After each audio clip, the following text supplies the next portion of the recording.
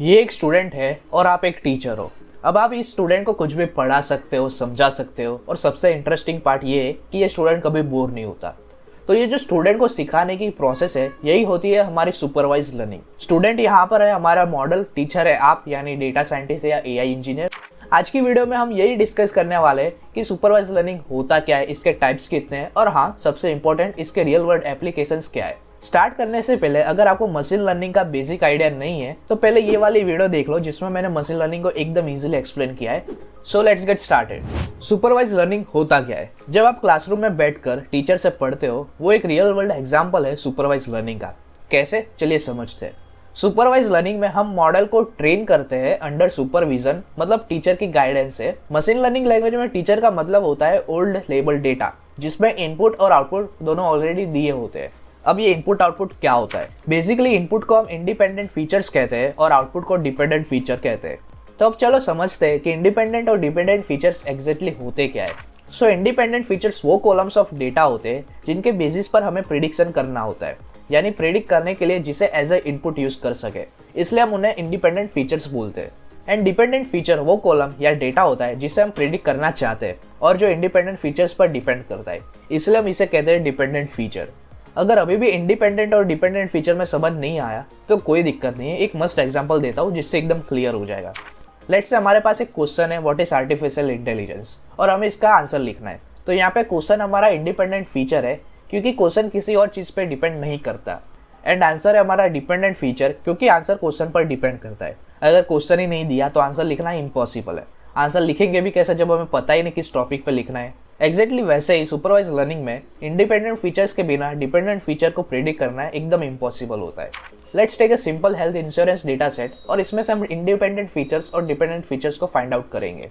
इस data set में जो कॉलम्स है, age, sex, BMI, children, smoker, region, ये सब इंडिपेंडेंट फीचर्स है क्योंकि इन सब कॉलम्स को यूज करके हमें आगे कोई प्रेडिक्शन करना होगा।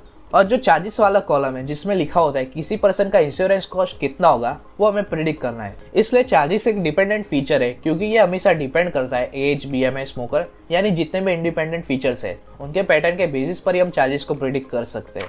नाउ सुपरवाइज लर्निंग के दो टाइप्स होते हैं, रिग्रेशन एंड क्लासिफिकेशन।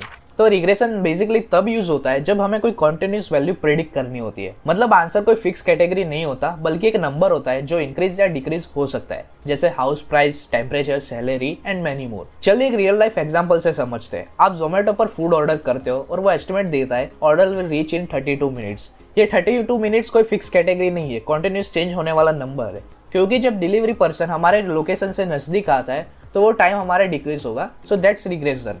और इन सब प्रिडिक्शंस को करने के लिए हम कुछ रिग्रेशन एल्गोरिथम यूज कर सकते हैं, जैसे linear regression, polynomial regression, decision tree regression, random forest regression, और भी बहुत सारे एल्गोरिथम्स हैं जिसे हम रिग्रेशन प्रॉब्लम में यूज कर सकते हैं। Second is classification. क्लासिफिकेशन तब यूज होता है जब हमें आंसर्स कैटेगरीज में चाहिए, यानी आउटपुट का कोई फिक्स ग्रुप होगा। फॉर एग्जाम्पल, ईमेल स्पैम है या नहीं, पर्सन डॉग लवर है या कैट लवर है, पेशेंट को डिजीज है या नहीं, ये सारे एग्जाम्पल्स है क्लासिफिकेशन प्रॉब्लम्स के। और इन सब कैटेगरीज को प्रेडिक्ट करने के लिए हम क्लासिफिकेशन एल्गोरिथम यूज करते हैं, जैसे logistic regression, K nearest neighbour, decision tree classifier, random forest classifier, and there are many more.